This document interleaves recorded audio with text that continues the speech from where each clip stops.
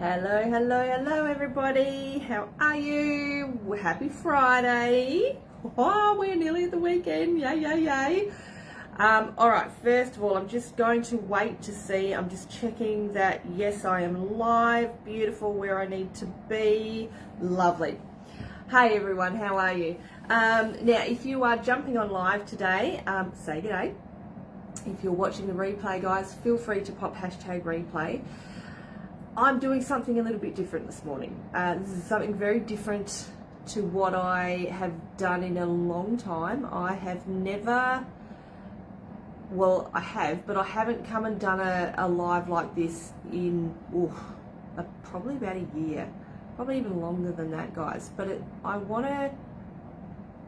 am I doing it? Why am I doing this live?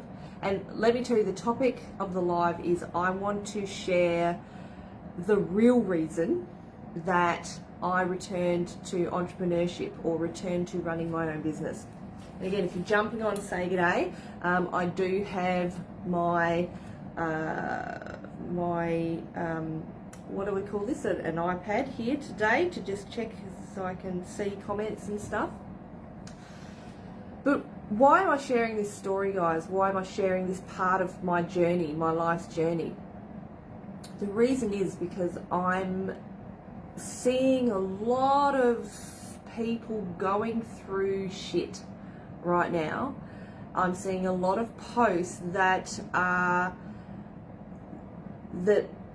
similar. Nothing's the same, but they're similar to the things that I've experienced, and I'm truly hoping that by sharing this part of my life, of my life's journey, that I can encourage people, especially those people of you who are watching this, who are in business. I'm really hoping that I can encourage you to know that, life might suck at times, but you can get through it.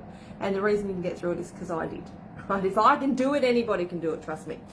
So I'm a little bit nervous about what I'm going to share today because I've never done it this way before. So I've got my trusty little my rose quartz crystal I'm holding for self-love. I've got my iPad for comments. I've got my tissues. I've got my water. I've got it all here ready to go. All right. So again, guys, if you're jumping on, say g'day. I'd love to see who's watching, and if you have any questions, look, I'm an open book today. If you have any questions, let me know. Good morning, Erin. How are you, my darling? Let me know. I'm an open book as far as if you ask anything too personal, I may not answer that simply to protect myself or protect other people, okay? Because I'm not going to mention any names today because it's confidential, obviously, stuff like that. All right, so like I said, what I want to do is share a part of my journey that is the real reason. This is the real in-depth reason why I returned to running my own business. And some of you who've been following me for a while might have heard parts of this, but I can guarantee you haven't heard a lot of it, right? So you would have heard me say time and time again that, I have been running businesses for roughly 30 years, right? And I started running a business with my kid's dad back when I was in my early 20s, I think I was about 21 when he started running his own business, and I helped him do that, right? And then, I've become a single parent and I started running my own business then. That was my first solo business, and I worked as an audio typist, right? So most of you will know all that stuff. So when I say I have been running my own businesses for 30 years, I have been doing that. I've done all kinds of things. Were those businesses huge successes? Like, did I make millions out of them? No, I didn't, right? The honest to God truth is no, I didn't. I made enough to be able to support my children in life, of which I'm very, very proud of, and for a lot of their schooling, I've put them through private school. So I'm proud of that. So I've learned a lot over the years, right? Well, there was probably I think it was around when my kids started high school, I thought, I had this thing of, oh God, running doing this business, running this business all from yourself. And there were times when I was doing 2 or 3 businesses at once, right? There was a time when I had my audio typing business. I was doing undercover wear, direct sales company at that stage. It was Party Plan, you remember the old Party Plan? And I was working at my children's school 1 day a week. So I had 3 jobs at once, right? But the ones that I enjoyed but I didn't enjoy, I did but I didn't enjoy it, were the ones that I was doing for myself. And why didn't I enjoy it? Because it was hard. And the bottom line is I didn't know properly back then how to promote, how to put myself out there, how to, get the clients and make the sales, right? I was winging it. I was definitely winging it and playing a guessing game. We didn't have social media back then. Hashtag show my age. Good morning, Parme. How are you, darling? So, yeah, I've been doing this for a while, but because I didn't love it, there was an opportunity came up, and you guys who've been following me for a little while will know that I started work in a primary school. And I was there for almost 10 years, guys. Almost 10 years. And it started off being an incredible... I was so proud to get this job. Started off part-time as a receptionist, worked my way up through the 10 years to full-time, became the office manager. And there's a whole story behind that, which I won't go in today. Hey, Velma, how are you, my darling? I might go into it a little bit today, actually, because it will give you more clarification. By the way, I haven't planned anything that I'm going to say. I'm just talking from the heart today. But this work environment, when I went into it, was beautiful. I loved it. I loved the people. I loved what I did. I loved my job. I loved the kids, right? The parents, my colleagues. I just adored everything that I did in this job.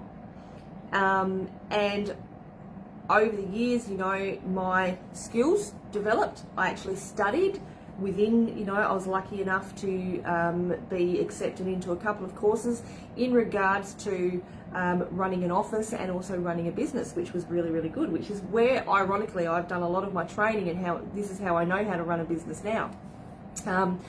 But a lot of you would have heard that there was a time when we had a new boss start, a new principal of the school, and unfortunately what was an incredible work environment was turned into an extremely toxic one very, very quickly. And this is part of what I've never shared, and I have to be careful with what I share because there are other people involved, right? And I don't want to hurt anyone. But when I say it was a toxic work environment, I don't mean it was just hard work. I mean there was, how do I put this? People, those who I thought were my close work colleagues, who I thought I could trust, who I thought believed in me, turned on me, because they were manipulated by this particular person into doing so. And, it was gaslighting is what it was. I was getting gaslighted, or whatever you want to say. What I think was my boss actually saw something in me. He saw a determination in me that he thought that he might try to knock out of me, right?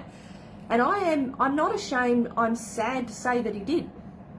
He knocked it out of me, because he turned people against me, right?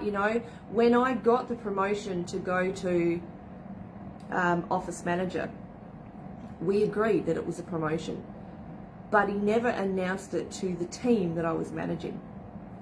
So they never saw me as their leader, right? And this is where the manipulation and the bullying came into it. I was being bullied by my own team.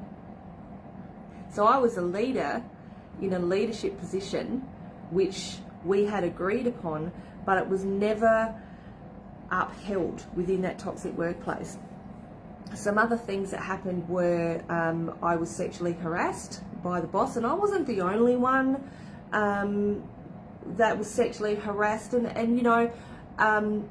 from my point of view, it was verbal, but it was very, very uncomfortable. And, you know, I was seeing other people experiencing the same stuff. And my sense of justice, I couldn't sit back and do nothing, you know. So there was the workplace bullying, the manipulation, the toxic work environment, the, you know, the sexual harassment, the gaslighting, and in all of that,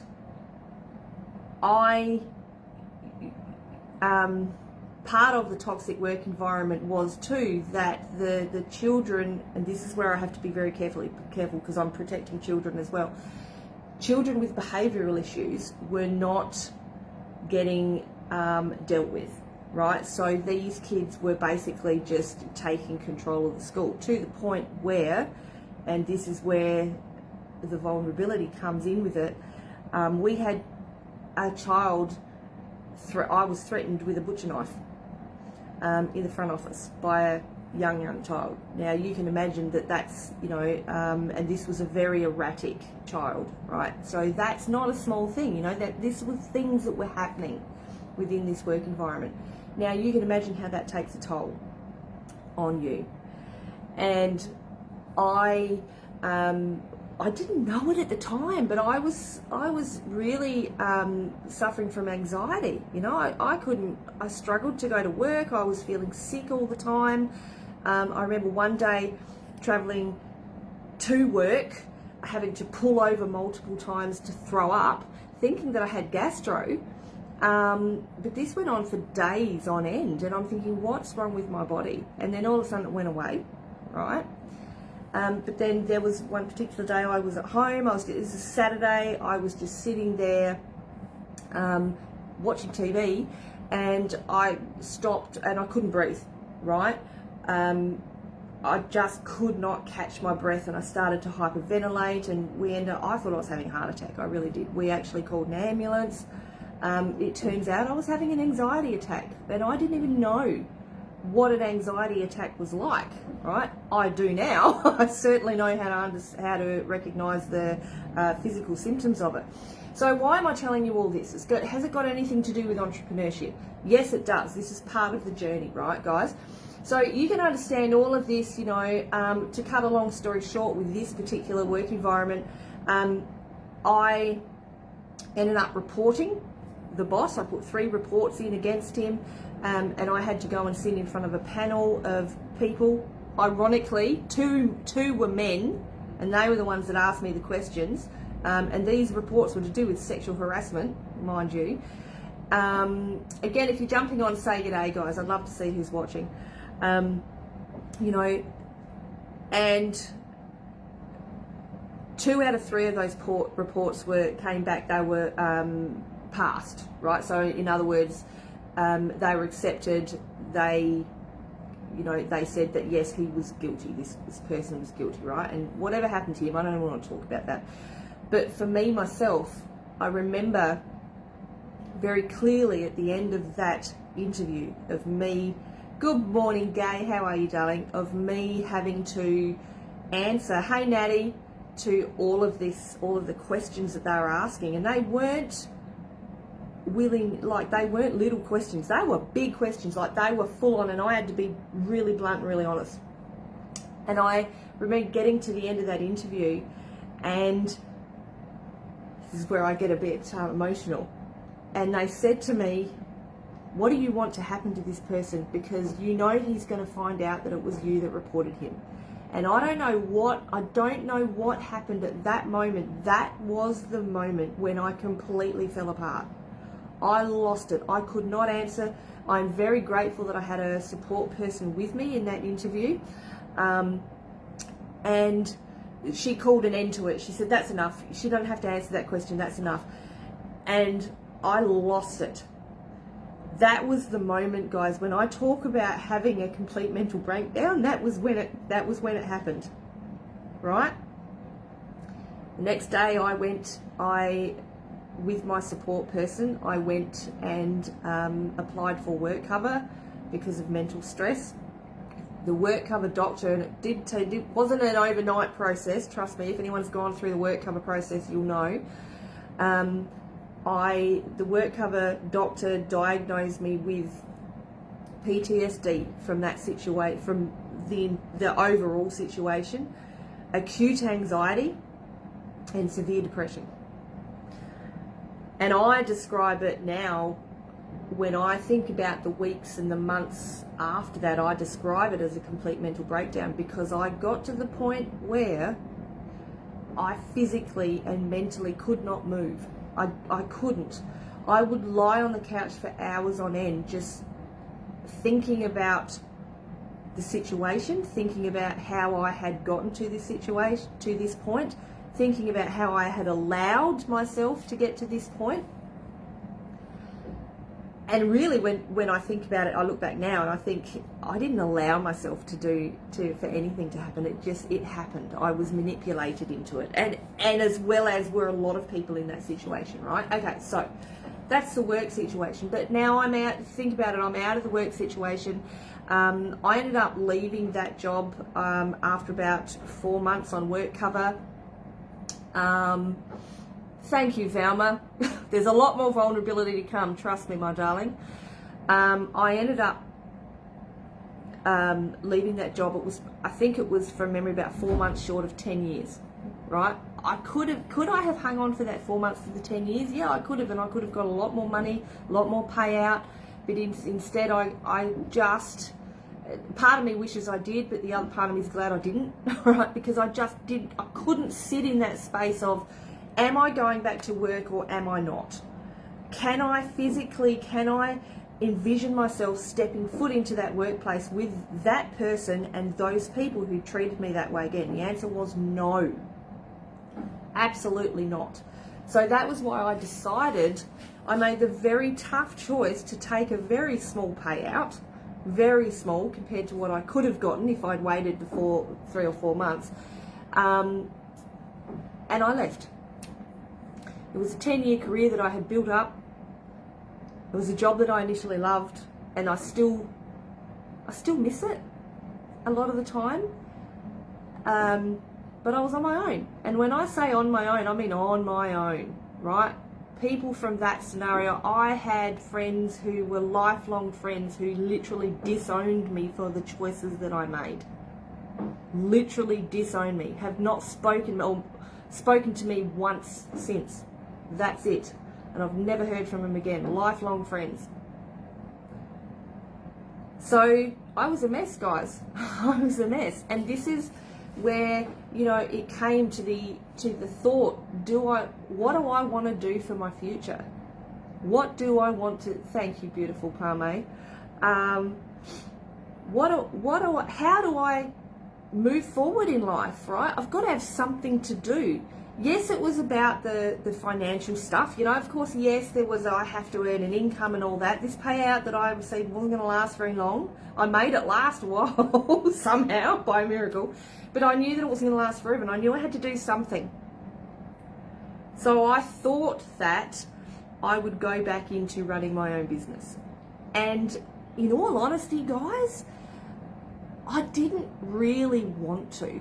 I did, but how do I explain it? I did want to, because I wanted to do something for myself and prove to myself that I could, but I didn't want to because I knew all of the work and the hard work that I had to do because of running those businesses before. I also knew that I had a lot to learn and I knew that this time if I went back to owning and running my own business, that I had to do it differently, because it was I was, how old was I? 45 at the time. So to try and go out there and get a new job at 45, when really the only career job I had was this job, and the way it ended, I had a choice. Did I or did I not want to go back to running my own business? Did I not want to go back to working in a day job? It was a choice to make, guys. I was still applying for jobs. I was applying for similar jobs, office management jobs and administration jobs in schools, very, very similar to the one that I just left. And I remember turning up for a couple of interviews, and my anxiety levels before those interviews were so high, because I had to walk back into that environment. It wasn't the same environment that I'd left it with, but it was a similar environment. It was a school environment. And there was one particular job that I went for, and it was pretty much exactly the same role that I had in a relatively new, it was in a new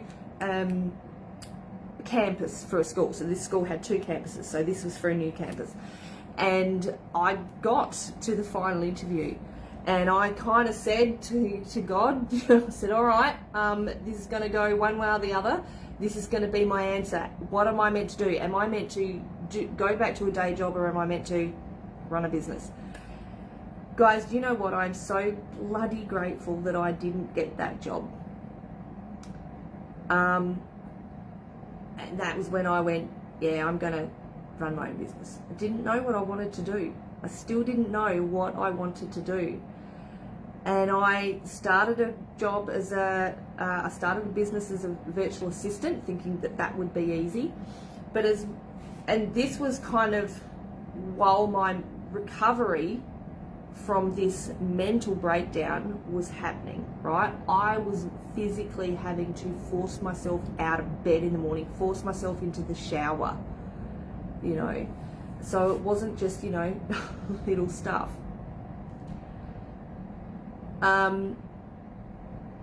But I actually did still keep applying for other jobs, and there were two part-time jobs I had, and these were, I was very, very grateful. I actually got these jobs through my sister-in-law. She knew that I was, that I needed the cash and, the finances and stuff. She actually put me in touch with these people, and I'm so grateful that I went and I did get these part-time roles while I was, still setting up the business and stuff. One was with an electrical company. Was it electric? Yeah, it was electrician is what I'm trying to say. Well, electrician. And the other one was with a bespoke window factory. And I didn't last very long in those jobs. Do you know why? Because they were office environments. And I couldn't see it at the time. This is again where I get really, really vulnerable.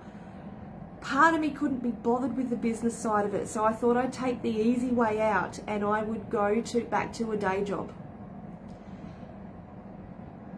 And there were parts of it that I loved. I loved the work, but it wasn't the people. It was nothing to do with the people. It was something in me that walking back into that office environment, my trust level in other people in an office environment wasn't there. I just did not trust anybody because of the way people had turned against me in that other environment. And I remember getting that same feeling of anxiety in my body. I would start to feel nauseous on the way to work. I would start to lose sleep. I was feeling depressed again at the thought of going to work. I would have heart palpitations. I'm even talking about this. I can feel it in me now, happening again. And as much as I wanted to stay in that role because it was beautiful, I was getting regular payments, right? I was getting money coming in my bank account. I didn't have to work for the sale. I just had to go to work, for 2 or 3 days a week, and I would get money in my account, a weekly wage. That was great. But going into that work environment and having all the physical stuff happen again, I couldn't do it, guys. Couldn't do it. I quit the electrician job. It was the administration job. Then when I went to work at the window factory, beautiful people, hearts of gold, gorgeous people. Didn't have to give me a chance. Didn't really know a lot about me. but they gave me a chance, loved working with them. Who was jealous of me? Loved working with these people. But again, my personal thing, you know, I actually, and I truly believe, some people will think this is BS, right? But when I was working at the window factory, towards the end, I actually ended up with frozen shoulder. And if you've ever had that, it's very painful. I had it in my right shoulder, and they will say that was the reason I quit the job, but it wasn't really, because the same things were happening for me when when I started the job. I loved it. I was excited to be going to work. I was excited to be doing something, you know, and helping out this business and doing the kind of work that I love doing. But again, it was the office environment, and it was nothing to do with the people. Beautiful people. I'll say it again, absolute hearts of gold. And if they are watching this, they could very well be watching this. Seriously, it had nothing to do with you. It was all me. The anxiety, the depression coming up again, thinking about going to work in an office environment. The frozen shoulder. I think every time I turned up, no, I don't think, I know, every time I turned up to work, the pain would get worse. And if you're someone who believes in this or not, your body tells you. Right? Your body tells you when you need to make a change. And long story short, I ended up quitting that job as well. I had to say, I'm sorry, I just can't do it anymore. And I know, I feel bad because I left them in the lurch. But for me, I had to do it. So, what happened? Right? What would you be here if you didn't go through that? No, Valma. That is a very good point. I wouldn't, and this is why I'm sharing this story, Valma, because I want to be vulnerable to people who need to hear this. I know I'm not the only one who's gone through work scenarios like this. I know and it doesn't have to be work. It can be other scenarios, life scenarios that leave you in this place, right, of complete breakdown, complete what the F, how the F do I keep going? That's where I was. While I was doing that part-time roles, I was trying to set up a VA business. It didn't work because I didn't love the work, but I was also still recovering mentally. And it was when that last job that within the school, when I got rejected for that job. I was devastated, but I was also relieved because I didn't have to go back into that work environment again. And that was when I said to myself, Ali, God's just He's given you the answer. You have to work for yourself. This is where you are meant to be. You are meant to work for yourself. Like you said, Valma, would I have gone through all of that if I wasn't meant to be doing what I'm doing now? And I made that choice and I also made the choice then and there that I was going to learn how to coach people. First of all, I went into personal coaching, and I was coaching people who had gone through similar traumas to what I have. And don't get me wrong, right, throughout all of this, I was going through a personal recovery, right? I was seeing professionals, psychologists, psychiatrists, counselors, other coaches, right? Personal coach who were helping me through all of this. I was also doing my own research and developing and discovering modalities and techniques that were helping me to recover, right? Things like tapping and meditation and breathing exercises, things like that. Some of the professionals taught me some of that. A lot of it I researched for myself. So when I say that it took me a long time to recover, it did. And in all honesty, guys, I recognize that I will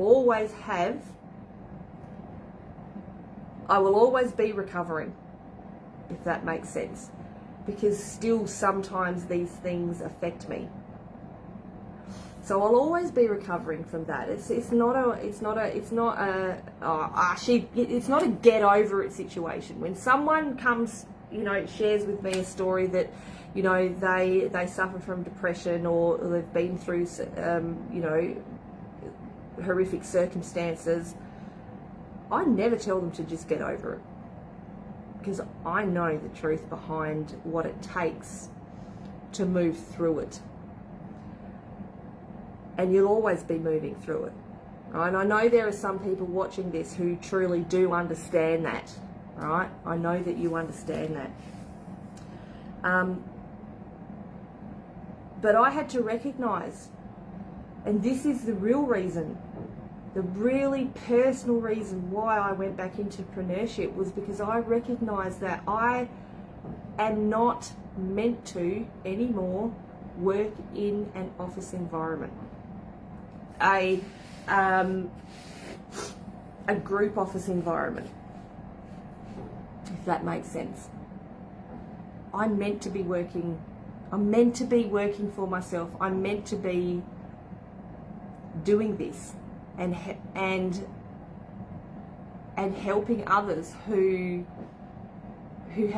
are navigating similar circumstances, right? In a perfect world, we would come up with the answers for ourselves. Often we don't trust ourselves to make the right choices for ourselves. We are forced to respond on life to, yeah, that's right, yeah. And that's pretty much what I've done, and yeah, even now, there have been times when I've and it happens less and less, okay? And actually it hasn't happened for a while, but there have been times when I've been doing my coaching, there's been times when I've been running my business and I have stopped and thought, oh God, this is so hard. It would be easier for me to just return to a day job where I can just go to work from 9 to 5, just come home, get a weekly wage in my bank account and not have to chase the sales, and just be done with it, Take the easy option. Guys, every single time when I have gone on to, when I've been in that mode, I've gone on to places like Seek or whatever to look for a suitable job. And guess what happens? Every single time that I do that, my body goes, nah. Because my anxiety levels rise. I start looking at all these job descriptions of, what I can, they start talking about an office environment, start talking about, the work colleagues and supportive environment. And I'm sure that they're telling the truth, right? But my body goes, no, I don't trust anything of what I'm reading. I don't think I trust I don't trust what they're saying. My body goes, yeah, nah, it's not going to happen. My heart starts to palpitate. I get sweaty all over.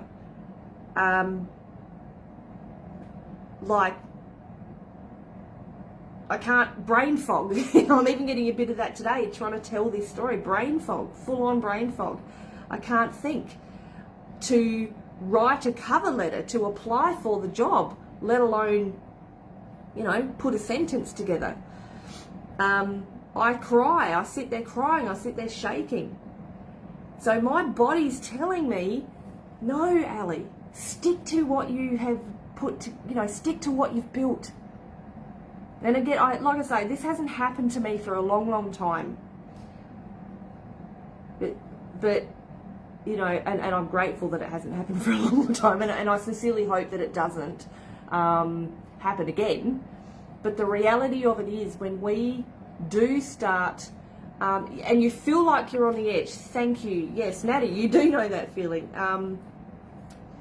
But when we do start our own businesses for whatever reason, and I know that there's a lot of people out there who have been in similar circumstances, that you might be in a toxic work environment, you might be in a difficult personal situation, and you're going, I want to start something for myself, right? Maybe you've had a dream for a long time to start a business, right? And you know, you might not even know what that is, right? I just want to work for myself. Or you're going in yourself, oh God, right, I'm sick of working with these dickheads, right? For want of a better way to put it. I just want to get out of this environment and I want to do something that's going to make me happy. That's what I ended up doing, guys. It took me a process to get there, right? As I said, you know, I started as a virtual assistant thinking that that was the easy route because that was similar to administration. In actual fact, it was nothing like it. And I, because I was still in my mental recovery, that business did not succeed. And I didn't enjoy it. It was when I decided that I was going to do the coaching, and I think I mentioned that I started off with personal coaching, helping people who were going through similar circumstances, traumatic circumstances. I was helping them to, you know, through that. And that was brilliant, but there was still something missing. And it was the business coaching that I was meant to be doing. So, and it wasn't honestly until I transitioned into the business coaching, and that was almost it was 3.5 years ago now, that I found my place. So it's been a process. You know, a lot of people say, oh my God, you know, how did you decide to be a business coach? Well, I did, but I didn't, right? It was a process to get there, you know. And I've studied and I've worked hard for it, and you know, the thing that I love about where I am now is I get to make my own choices. I get to be creative. If I make a mistake, while there's no one hovering above me to correct me, I love the opportunity to correct that mistake myself, right? To pick it up, go with your gut feeling exactly.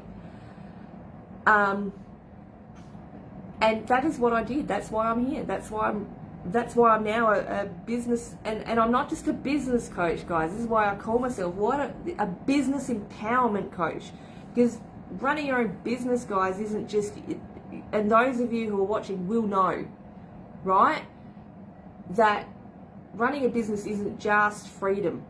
Sometimes it's the opposite, right? Sometimes running a business, because there's so much to do. But like you say, yeah, I get to be me. This is where I just get to be me. I'm still 7 or 8, almost 8 years later, I'm still rediscovering who I am as a person. You know, I loved watching you grow through building your business. Thank you, Valma. Thank you. And there's a lot of growth to come. Trust me. Every time I think about where I've come from, there's a lot more growth to do, and I'm moving through it, just like we all are. You know, have there been ups and downs? Yes, there have. There've always been ups and downs, but this is where I get to be myself. And guys,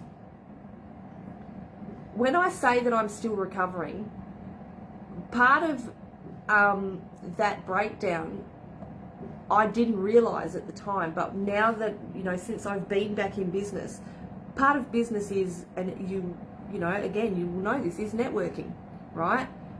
I was kind of grateful for COVID, because that meant that I didn't have to personally go and network with people in person. I didn't have to show up to places, because something that I developed from that situation as well was social anxiety, where I will walk into a room and I will, all those same feelings, right? If I walk into a room of strangers, it is terrifying for me. It still is, guys, terrifying for me. And a lot of people will say to me, and have said to me, why don't you go out more, Ali? Because I've said, sometimes I get lonely working at home. So I work from home, I've got a home office, right? Why don't you go out? Why don't you get out more? It's not that easy to just get out. When I walk into a room of strangers, it's terrifying. People don't see it, right? I think I hide it better now than I did before, but you need to know that when that happens, like when I do walk into a room of strangers, it would be very easy for me to turn around and run the other way and walk out and go home. But I have to force myself to put one step in front of the other. Natty, you and I went to a networking thing it was a good few months ago now. I don't know if you realise how terrified I was to walk into that room. It was social anxiety, right? I was bawling in the car before I walked in. And I was like, come on, Ali, I had to use all of those techniques that I've learned to walk in. Anyway, so look, I could talk on for ages about this, guys. I really could. But the reason I wanted to share this vulnerable journey and with you all is because I know there's people out there, whether you're watching this live or whether you're going to watch it later, the replay, you need to hear this, right? People say to me now, you're doing so well, Ali. You should be so proud. Your business is incredible. And they're right. they're right. And I am proud of myself.